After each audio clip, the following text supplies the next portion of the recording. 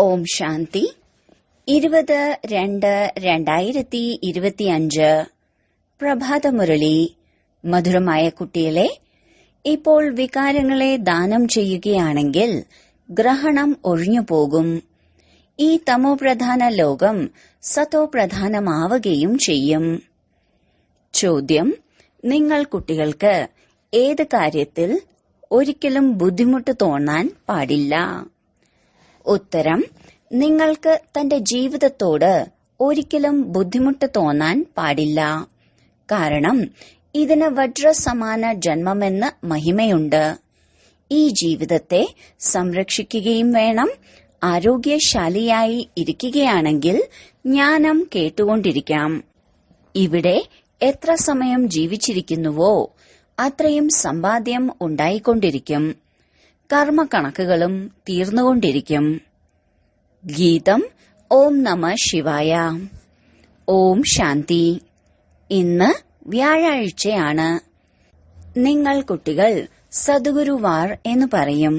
കാരണം ബാബ ഇവിടെ സത്യയുഗത്തിന്റെ സ്ഥാപനയും നിർവഹിക്കുന്നുണ്ട്. പ്രായോഗികമായി സത്യനാരായണന്റെ കഥയും കേൾപ്പിച്ചു തരുന്നുണ്ട്. നരനിൽ നിന്നും നാരായണനാക്കി മാറ്റുന്നു. സർവരുടെയും സദ്ഗതി ദാതാവ് എന്ന മഹിമ ബാബയ്ക്കുണ്ട്. വൃക്ഷപതിയുമാണ്. ഇത് മനുഷ്യ സൃഷ്ടിയുടെ വൃക്ഷമാണ്. ഇതിനെ കൽപ്പവൃക്ഷമെന്ന് പറയുന്നു. കൽപ്പകൽപ്പം, അതായത് 5000 വർഷങ്ങൾക്ക് ശേഷം അതേപടി ആവർത്തിക്കപ്പെടുന്നു. സാധാരണ വൃക്ഷവും ആവർത്തിക്കപ്പെടാറുണ്ടല്ലോ. 6 മാസം പുഷ്പിച്ച ശേഷം പിന്നീട് പൂന്തോട്ടക്കാരൻ പിഴുതുകളഞ്ഞ് പിന്നീട് വേറെ വെച്ച് പിടിപ്പിക്കുന്നു. വീണ്ടും പുഷ്പിക്കുന്നു. ഇപ്പോൾ കുട്ടികൾക്കറിയാം, ബാബയുടെ ജയന്തിയും പകുതി കൽപ്പം ആഘോഷിക്കുന്നു. പകുതി കൽപ്പം മറന്നുപോകുന്നു. ഭക്തിമാർഗത്തിൽ പകുതി കൽപ്പം ഓർമ്മിക്കുന്നു. ഭഗവാൻ എപ്പോൾ വന്ന് പുഷ്പങ്ങളുടെ തോട്ടമായ സ്വർഗം സ്ഥാപിക്കും? ധാരാളം ദശകളുണ്ടല്ലോ. ബൃഹസ്പതിയുടെ ദശയുമുണ്ട്. ഇറങ്ങുന്ന കലയുടെ ദശകളും ഉണ്ടാകുന്നു. ഈ സമയം ഭാരതത്തിൽ രാഹുവിന്റെ ഗ്രഹണമാണ് ബാധിച്ചിരിക്കുന്നത്. ചന്ദ്രനിലും ഗ്രഹണം ബാധിക്കുകയാണെങ്കിൽ പറയാറുണ്ട്, ദാനം ചെയ്യൂ, എന്നാൽ ഗ്രഹണത്തിൽ നിന്നും മുക്തമാകാം. ഇപ്പോൾ ബാബയും ഇതാണ് പറയുന്നത്, 5 വികാരങ്ങളെയും ദാനം ചെയ്യൂ, എന്നാൽ ഗ്രഹണത്തിൽ നിന്ന് മുക്തമാവാം. ഇപ്പോൾ മുഴുവൻ സൃഷ്ടിയിലും ഗ്രഹണം ബാധിച്ചിരിക്കുകയാണ്. 5 തത്വങ്ങളെയും ഗ്രഹണം ബാധിച്ചിരിക്കുന്നു. കാരണം ഇപ്പോൾ എല്ലാം തമോപ്രധാനമായിരിക്കുന്നു. ഓരോ വസ്തുവും പുതിയതിൽ നിന്ന് പഴയതായി തീരുന്നു. പുതിയതിനെ സതോപ്രധാനമെന്നും പഴയതിനെ തമോപ്രധാനമെന്നും പറയുന്നു. ചെറിയ കുട്ടികളെപ്പോലും സതോപ്രധാന മഹാത്മാക്കളെക്കാളും ഉയർന്നതായി കണക്കാക്കുന്നു. കാരണം അവരിൽ പഞ്ചവികാരങ്ങളില്ല. സന്യാസിമാരും ചെറുപ്പത്തിൽ ഭക്തി ചെയ്തിരുന്നു. രാമതീർത്ഥൻ കൃഷ്ണന്റെ പൂജാരിയായിരുന്നു. പിന്നീട് എപ്പോഴാണോ സന്യാസം സ്വീകരിച്ചത്, അപ്പോൾ പൂജയും അവസാനിച്ചു. സൃഷ്ടിയിൽ പവിത്രതയുടെ ശക്തിയും ആവശ്യമാണ്. ഭാരതം ആദ്യം വളരെയധികം പവിത്രമായിരുന്നു. പിന്നീട് എപ്പോഴാണോ ദേവതകൾ വാമമാർഗത്തിലേക്ക് പോകുന്നത്, അപ്പോൾ ഭൂകമ്പത്തിൽ സ്വർഗത്തിലെ എല്ലാ സാമഗ്രികളും സ്വർണ കൊട്ടാരങ്ങളും എല്ലാം നശിച്ചു പോകുന്നു. പിന്നീട് വീണ്ടും എല്ലാം പുതിയതായി ഉണ്ടാക്കപ്പെടുന്നു. തീർച്ചയായും വിനാശം ഉണ്ടാകും. എപ്പോഴാണോ രാവണരാജ്യം ആരംഭിക്കുന്നത്, അപ്പോഴാണ് പ്രശ്നങ്ങൾ ഉണ്ടാകുന്നത്. ഈ സമയം എല്ലാവരും പതിതരാണ്. സത്യയുഗത്തിൽ ദേവതകൾ രാജ്യം ഭരിച്ചിരുന്നു. ശാസ്ത്രത്തിൽ ദേവതകളുടെയും അസുരന്മാരുടെയും യുദ്ധത്തെക്കുറിച്ച് കാണിച്ചിട്ടുണ്ട്. പക്ഷേ ദേവതകൾ സത്യയുഗത്തിലാണ് ഉണ്ടാവുക. സത്യയുഗത്തിൽ എങ്ങനെ യുദ്ധം ഉണ്ടാവാനാണ്? സംഗമത്തിൽ ദേവതകൾ ഉണ്ടാവില്ല. നിങ്ങളുടെ പേരാണ് പാണ്ഡവർ. പാണ്ഡവരുടെയും കൗരവരുടെയും യുദ്ധമൊന്നും ഉണ്ടായിട്ടില്ല. ഇതെല്ലാം അന്ധവിശ്വാസമാണ്. ഇത്രയും വലിയ മനുഷ്യ സൃഷ്ടിയാകുന്ന വൃക്ഷത്തിൽ എണ്ണമറ്റ ഇലകളാണ്. ഇതിന്റെ കണക്ക് ഒരിക്കലും എടുക്കാൻ സാധിക്കില്ല. ദേവതകൾ സംഗമത്തിലല്ല ഉള്ളത്. ബാബ ആത്മാക്കൾക്കാണ് മനസ്സിലാക്കി തരുന്നത്. കേൾക്കുമ്പോൾ തലയാട്ടുന്നതും ആത്മാക്കളാണ്. നമ്മൾ ആത്മാക്കളാണ്. ബാബയാണ് നമ്മെ പഠിപ്പിക്കുന്നത്. ഇത് പക്ക ആക്കണം. ബാബ നമ്മെ പതീതത്തിൽ നിന്നും പാവനമാക്കുന്നു. ആത്മാവിൽ തന്നെയാണ് നല്ലതും മോശവുമായ സംസ്കാരം ഉള്ളത്. നമ്മെ ബാബയാണ് പഠിപ്പിക്കുന്നത് എന്ന് ആത്മാക്കൾ തന്റെ ഇന്ദ്രിയത്തിലൂടെ പറയുന്നു. ബാബ പറയുന്നു, എനിക്ക് നിങ്ങൾക്ക് മനസ്സിലാക്കി തരാനും ഇന്ദ്രിയങ്ങൾ ആവശ്യമാണ്. ബാബ ഓരോ 5000 വർഷവും നമുക്ക് ജ്ഞാനം കേൾപ്പിക്കുന്നതിനായി വരുന്നു എന്ന് ചിന്തിക്കുമ്പോൾ ആത്മാക്കൾക്ക് സന്തോഷമുണ്ടാകുന്നു. നിങ്ങൾ ബാബയുടെ മുന്നിലാണ് ഇരിക്കുന്നത്. അതിന് തന്നെയാണ് മധുബന്റെ മഹിമയും. എല്ലാവരും വിളിക്കുന്ന ആത്മാക്കളുടെ പിതാവ് ഒരേ ഒരു ബാബയാണ്. നിങ്ങൾക്കിവിടെ ബാബയുടെ സന്മുഖത്തിരിക്കുമ്പോൾ വളരെയധികം ആനന്ദമുണ്ടാകുന്നു. പക്ഷെ ഇവിടെ, അതായത് മധുബനിൽ, എല്ലാവർക്കും വന്നിരിക്കാൻ സാധിക്കില്ലല്ലോ. തന്റെ കാര്യവ്യവഹാരങ്ങളും സേവനവും എല്ലാം നോക്കേണ്ട ആവശ്യമുണ്ടല്ലോ. ആത്മാക്കൾ സാഗരത്തിന്റെ അടുത്തേക്ക് വരുന്നത് ധാരണ ചെയ്ത് പുറമേ പോയി മറ്റുള്ളവർക്ക് കേൾപ്പിച്ചു കൊടുക്കാനാണ്. ഇല്ല എങ്കിൽ എങ്ങനെ മറ്റുള്ളവരുടെ മംഗളം ചെയ്യാൻ സാധിക്കും? യോഗികളും ജ്ഞാനം ധാരണ ചെയ്യുകയും ചെയ്ത ആത്മാക്കൾക്ക് മറ്റുള്ളവർക്ക് മനസ്സിലാക്കി കൊടുക്കാൻ വളരെയധികം താൽപര്യമുണ്ടായിരിക്കും. ഇപ്പോഴാണ് ശിവജയന്തി ആഘോഷിക്കുന്നത്. ഭഗവാനു വാച എന്ന് ശ്രീകൃഷ്ണന്റെ വചനങ്ങളെ അല്ല പറയുന്നത്. ശ്രീകൃഷ്ണൻ ദൈവിക ഗുണങ്ങളുള്ള മനുഷ്യനാണ്. ദൈവിക രാജധാനി എന്നാണ് പറയാറുള്ളത്. ദേവീ ദേവതാ ധർമ്മം ഇപ്പോൾ സ്ഥാപിച്ചുകൊണ്ടിരിക്കുന്നതേ ഉള്ളൂ എന്ന് നിങ്ങൾ കുട്ടികൾക്ക് ഇപ്പോൾ മനസ്സിലായി. നിങ്ങളിപ്പോൾ ദേവതാ ധർമ്മത്തിലുള്ളവരാണെന്ന് ഒരിക്കലും പറയില്ല. നിങ്ങളിപ്പോൾ ബ്രാഹ്മണരാണ്. ദേവതകളായി മാറിക്കൊണ്ടിരിക്കുകയാണ്. ദേവതകളുടെ നിഴൽ പോലും ഈ പതിത ലോകത്തിൽ പതിയുകയില്ല. ദേവതകൾക്ക് ഇങ്ങോട്ട് വരാൻ തന്നെ സാധിക്കില്ല. ദേവതകൾക്ക് വേണ്ടി പുതിയ ലോകം ആവശ്യമാണ്. ലക്ഷ്മിയെ ആഹ്വാനം ചെയ്യുമ്പോൾ തന്നെ വീട് എത്രയാണ് ശുദ്ധീകരിക്കുന്നത്? അങ്ങനെയെങ്കിൽ ദേവതകൾ ഈ ഭൂമിയിലേക്ക് വരുമ്പോൾ ഈ സൃഷ്ടി എത്രത്തോളം ശുദ്ധമായി തീരണം? മുഴുവൻ പഴയ ലോകവും നശിക്കണം. ലക്ഷ്മി ദേവിയിൽ നിന്ന് മനുഷ്യർ ധനമാണ് യാചിക്കുന്നത്. ശ്രീലക്ഷ്മിയാണോ വലുത്, അതോ ജഗദംബയാണോ വലുത്? ജഗദംബയ്ക്ക് ധാരാളം ക്ഷേത്രങ്ങളുണ്ട്. പക്ഷെ മനുഷ്യർക്ക് ജഗദംബ ആരാണ് എന്ന് പോലും അറിയില്ല. ലക്ഷ്മിയാണ് സ്വർഗത്തിന്റെ അധികാരിയാകുന്നത് എന്നും ജഗദംബ സരസ്വതി തന്നെയാണ് വീണ്ടും ലക്ഷ്മിയായി തീരുന്നത് എന്നും നിങ്ങൾക്ക് മാത്രമേ അറിയൂ. ദേവതകളെക്കാളും നിങ്ങളുടെ പദവിയാണ് ഏറ്റവും ഉയർന്നത്. ഏറ്റവും ഉയർന്നത് ബ്രാഹ്മണ കുലമല്ലേ? നിങ്ങൾ തന്നെയാണ് ഏറ്റവും ഉയർന്നത്. നിങ്ങൾക്ക് തന്നെയാണ് മഹിമയും ഉള്ളത്. ജഗദംബ സരസ്വതിയിൽ നിന്ന് ലഭിക്കുന്നതെന്താണ്? സൃഷ്ടിയുടെ ചക്രവർത്തി പദവി. സ്വർഗത്തിൽ നിങ്ങൾ ധനവാനായി തീരും. വിശ്വത്തിന്റെ രാജ്യഭാഗ്യമാണ് ലഭിക്കുന്നത്. പിന്നീട് ഭക്തിമാർഗം ആരംഭിക്കുമ്പോൾ നിങ്ങൾ സാധാരണക്കാരനായി തീരുന്നു. അപ്പോഴാണ് ലക്ഷ്മിയെ പൂജിക്കുന്നത്. ഓരോ വർഷവും ലക്ഷ്മിയുടെ പൂജ ഉണ്ടാകുന്നു. ലക്ഷ്മിയെ ആഹ്വാനം ചെയ്യാറുണ്ട്. ജഗദംബയെ ഓരോ വർഷവും ആഹ്വാനം ചെയ്യാറില്ല. ജഗദംബയുടെ പൂജ എപ്പോഴും ഉണ്ടാകുന്നുണ്ട്. എപ്പോൾ ആഗ്രഹിക്കുന്നുവോ അപ്പോൾ ജഗദംബയുടെ ക്ഷേത്രത്തിലേക്ക് പോകാം. ഇവിടെയും ജഗദംബയെ എപ്പോൾ വേണമെങ്കിലും കാണാൻ സാധിക്കും. നിങ്ങളും ജഗദംബയല്ലേ?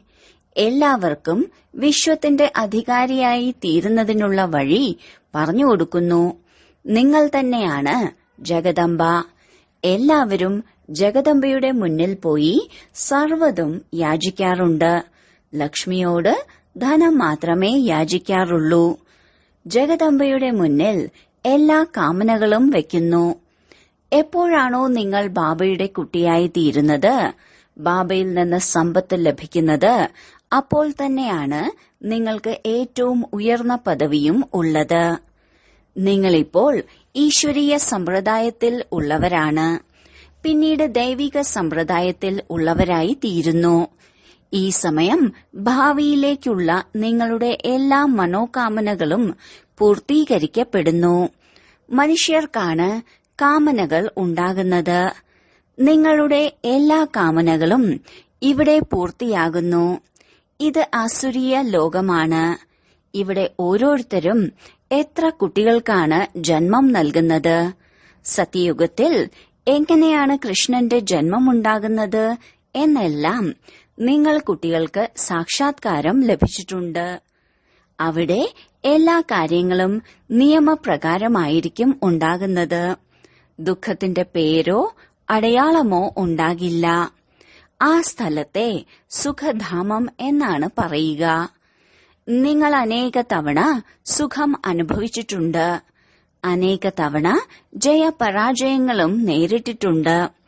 ഇപ്പോൾ ബാബയാണ് നമ്മെ പഠിപ്പിക്കുന്നത് എന്ന സ്മൃതി ഉണർന്നു. സ്കൂളിൽ വിദ്യാഭ്യാസത്തോടൊപ്പം തന്നെ പെരുമാറ്റവും പഠിപ്പിക്കുന്നുണ്ടല്ലോ. സത്യയുഗത്തിലല്ല ലക്ഷ്മി നാരായണന്റേതുപോലുള്ള സംസ്കാരം ഉണ്ടാക്കാൻ പഠിപ്പിക്കുന്നത്. ഇപ്പോഴാണ് നിങ്ങൾ ദൈവിക ഗുണങ്ങൾ ധാരണ ചെയ്യുന്നത്. ലക്ഷ്മി നാരായണന്റെ മഹിമയാണ് സർവഗുണ സമ്പന്നൻ. ഇപ്പോൾ നിങ്ങളും ഇവർക്ക് സമാനം ആയിത്തീരണം. ഇപ്പോൾ നിങ്ങൾ കുട്ടികൾക്ക് തന്റെ ഈ ജീവിതത്തോട് ഒരിക്കലും മടുപ്പ് തോന്നരുത്. എന്തുകൊണ്ടെന്നാൽ ഈ ജീവിതത്തിനാണ് വജ്രസമാന ജന്മം എന്ന മഹിമയുള്ളത്. ഈ ജീവിതത്തെ വളരെ നല്ല രീതിയിൽ സംരക്ഷിക്കണം. എത്രത്തോളം ആരോഗ്യശാലിയായിരിക്കുന്നുവോ ഈ ജ്ഞാനം അവസാനം വരെ കേട്ടുകൊണ്ടിരിക്കാം. അസുഖം വന്നാലും ജ്ഞാനം കേൾക്കാൻ സാധിക്കും. ബാബയെ ഓർമ്മിക്കാനും കഴിയും. ഇവിടെ എത്ര ദിവസം ജീവിക്കുന്നുവോ സുഖത്തോടെ കഴിയണം. സമ്പാദ്യവും ഉണ്ടായിക്കൊണ്ടിരിക്കും. കർമ്മക്കണക്കുകൾ തീർന്നുകൊണ്ടിരിക്കുകയും ചെയ്യും. കുട്ടികൾ ചോദിക്കാറുണ്ട്, ബാബ എപ്പോഴാണ് സത്യുഗം വരിക? ഈ ലോകം എത്ര മോശമാണ്. ബാബ പറയുന്നു, ആദ്യം കർമാതീത അവസ്ഥ പ്രാപിക്കൂ. എത്ര കഴിയുന്നുവോ പുരുഷാർത്ഥം ചെയ്തുകൊണ്ടേയിരിക്കൂ. കുട്ടികൾക്ക് മറ്റുള്ളവരെയും പഠിപ്പിക്കണം. ശിവബാബയെ ഓർമ്മിക്കൂ. കാരണം ഇതിനെയാണ് അവ്യഭിചാരി ഓർമ്മ എന്ന് പറയുന്നത്.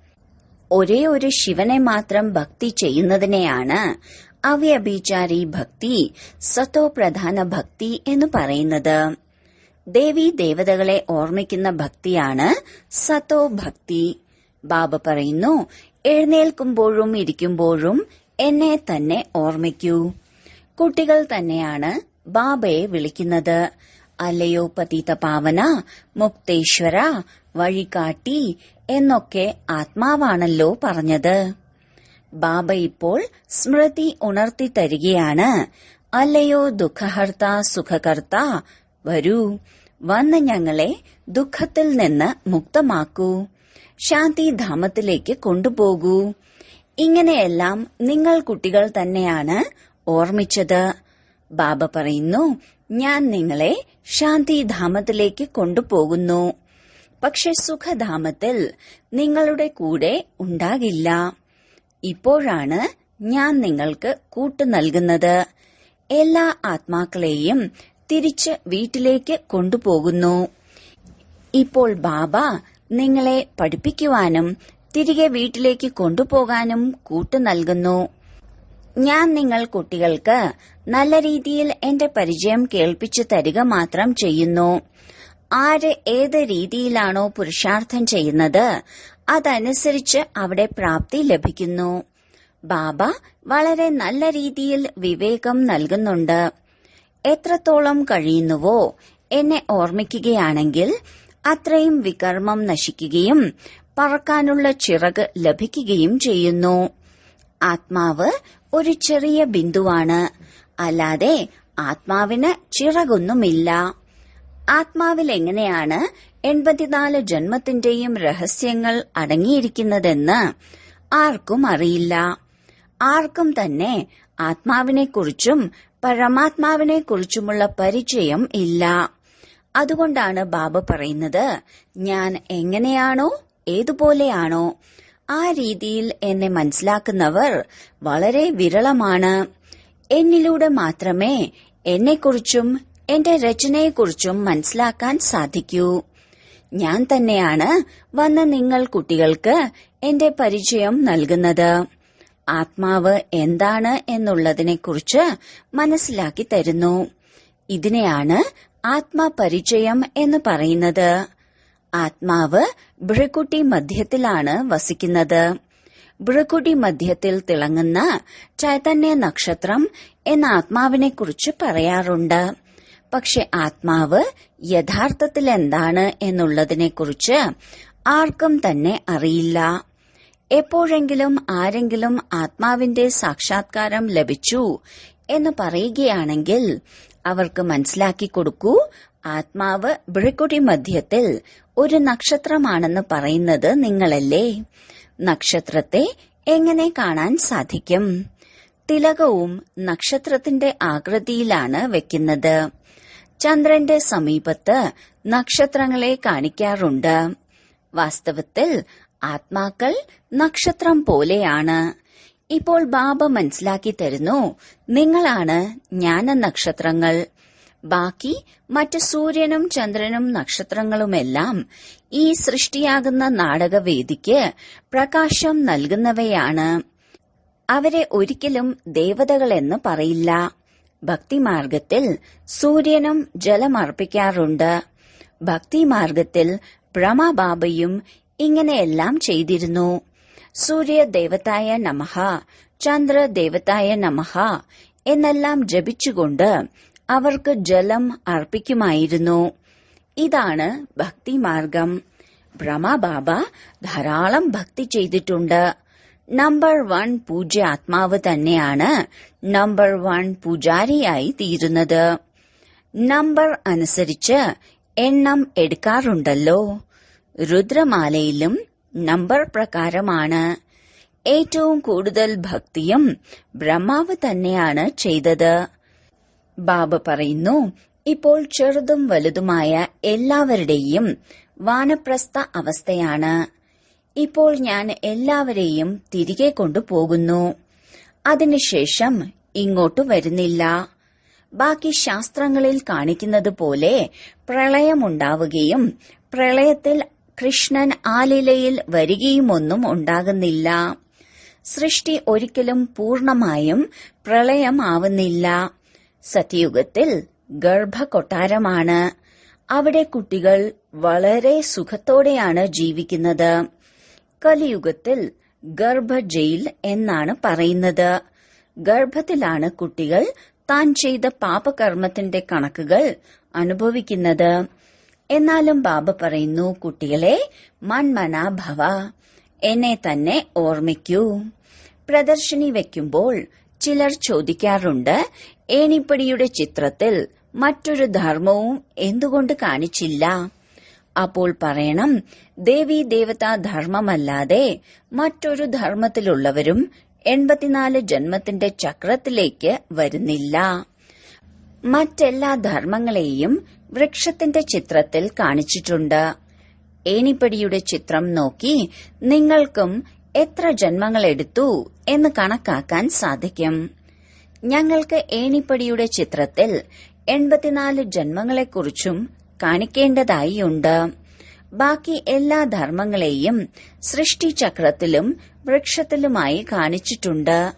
ഇതിലെല്ലാ കാര്യങ്ങളും മനസ്സിലാക്കി തന്നിട്ടുണ്ട്.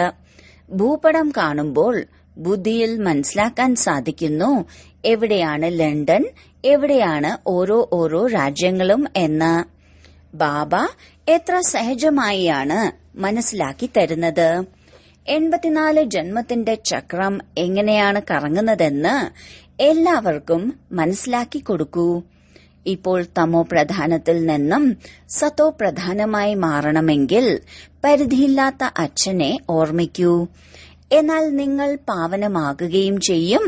പാവനമായി പാവന ലോകത്തിലെ അധികാരിയായി തീരുന്നു. ഇതിൽ ബുദ്ധിമുട്ടേണ്ട ഒരാവശ്യവുമില്ല. എത്ര സമയം ലാഭിക്കുന്നുവോ ബാബയെ ഓർമ്മിച്ചുകൊണ്ടിരിക്കുകയാണെങ്കിൽ നിങ്ങൾക്ക് ആ സ്വഭാവം പക്കായായി മാറുന്നു. ബാബയുടെ ഓർമ്മയിൽ നിങ്ങൾ മധുബൻ മുതൽ ഡൽഹി വരെ കാൽനടയാത്ര ചെയ്താലും ഒരിക്കലും ക്ഷീണമുണ്ടാകില്ല. സത്യമായ ഓർമ്മയിലിരിക്കുകയാണെങ്കിൽ ദേഹബോധം ഇല്ലാതാകുന്നു. ഒരിക്കലും ക്ഷീണവും അനുഭവപ്പെടില്ല. അവസാന സമയം വരുന്നവരെല്ലാം ഓർമ്മയുടെ കാര്യത്തിൽ തീവ്രഗതിയിൽ മുന്നേറും. ശരി, വളരെ കാലത്തെ വേർപാടിന് ശേഷം തിരികെ കിട്ടിയ മധുരമധുരമായ കുട്ടികൾക്ക് മാതാവും പിതാവുമായ ബാബ്ദാദയുടെ സ്നേഹസ്മരണയും പുലർക്കാല വന്ദനവും. ആത്മീയ അച്ഛന്റെ ആത്മീയ കുട്ടികൾക്ക് നമസ്കാരം. ധാരണയ്ക്കുള്ള മുഖ്യസാരം: 1. ഒരേയൊരു ബാബയുടെ അവ്യഭിചാരി സ്മൃതിയിൽ ഇരുന്നുകൊണ്ട് ദേഹബോധത്തെ ഇല്ലാതാക്കണം. തന്റെ കർമാതീത അവസ്ഥ പ്രാപ്തമാക്കുന്നതിനുള്ള പുരുഷാർത്ഥം ചെയ്യണം. ഈ ശരീരത്തിൽ ഇരുന്നുകൊണ്ടും അവിനാശി സമ്പാദ്യം സമ്പാദിക്കണം. 2. ജ്ഞാനീത്തു ആത്മാവായി മാറി മറ്റുള്ളവരുടെ സേവനം ചെയ്യണം. ബാബയിൽ നിന്ന് എന്താണോ കേട്ടത് അത് ധാരണ ചെയ്ത് മറ്റുള്ളവർക്കും കേൾപ്പിച്ചു കൊടുക്കണം. 5 വികാരങ്ങളെയും ദാനം ചെയ്ത് രാഹുവിന്റെ ഗ്രഹപ്പിഴയിൽ നിന്ന് മുക്തമാവണം. വരദാനം: ഏകമതത്തിലൂടെയും ഏകരസ അവസ്ഥയിലൂടെയും ഭൂമിയെ ഫലദായകമാക്കി മാറ്റുന്ന ധൈര്യശാലിയായി ഭവിക്കട്ടെ. എപ്പോഴാണോ നിങ്ങൾ കുട്ടികൾ ധൈര്യശാലികളായി സംഘടനയിൽ ഏകാഭിപ്രായത്തോടും ഏകരസ അവസ്ഥയോടും കൂടി ഇരിക്കുന്നത്, അഥവാ ഒരുമയോടെ കാര്യങ്ങൾ ചെയ്യാൻ തുടങ്ങുന്നത്, അപ്പോൾ സ്വയം സന്തോഷവാന്മാരായി ഇരിക്കാനാവുകയും ഭൂമിയെ ഫലഭൂയിഷ്ടമാക്കി മാറ്റുവാനും കഴിയുന്നു. എങ്ങനെയാണോ ഇന്നത്തെ കാലത്ത് സയൻസിന്റെ ശക്തിയിലൂടെ വിത്ത് പാകി വൈകാതെ തന്നെ ഫലം ലഭിക്കുന്നത്, അതുപോലെ സൈലൻസിന്റെ ശക്തിയിലൂടെ സഹജമായും തീവ്രഗതിയിലും പ്രത്യക്ഷതയും കാണാൻ ആവും. എപ്പോൾ സ്വയം നിർവിഘ്നമായി ഇരുന്ന് ഒരു ബാബയുടെ ഓർമ്മയിൽ മുഴുകിയിരിക്കുന്നത്, ഏകാഭിപ്രായത്തിൽ ഏകരസമായി ഇരിക്കുന്നത്, അപ്പോൾ അന്യാത്മാക്കൾ പോലും താനെ സഹയോഗികളായി മാറുകയും ഭൂമി ഫലദായകമായി മാറുകയും ചെയ്യുന്നു. സ്ലോഗൻ: ആരാണോ അഭിമാനം അന്തസ്സായി കാണുന്നത് അവർക്കൊരിക്കലും വിനയമുള്ളവരാകാൻ കഴിയില്ല. അവ്യക്ത സൂചന: ഏകാന്തപ്രിയരായി മാറൂ. ഏകതയും ഏകാഗ്രതയും സ്വന്തമാക്കൂ. ഏകാന്തവാസിയും പുതുമ കൊണ്ടുവരുന്നവരും, ഈ 2 വാക്കുകൾ തമ്മിൽ വളരെ അന്തരമുണ്ട്. എന്നാൽ സമ്പൂർണത ലഭിക്കാൻ ഇവ രണ്ടും സമാനമായി ഉണ്ടാകണം. ഇപ്പോഴിപ്പോൾ ഏകാന്തവാസി, ഇപ്പോൾ പുതുമ കൊണ്ടുവരുന്നവർ. എത്രത്തോളം ഗാംഭീര്യമുണ്ടോ അത്രത്തോളം ഏവരുമായും ചേർന്നു പോകുകയും ചെയ്യണം. ചേർന്നു പോവുക എന്നാൽ എല്ലാ സ്വഭാവ സംസ്കാരങ്ങളുമായും ചേർന്നു പോകുക എന്നാണ് അർത്ഥം. ഓം ശാന്തി.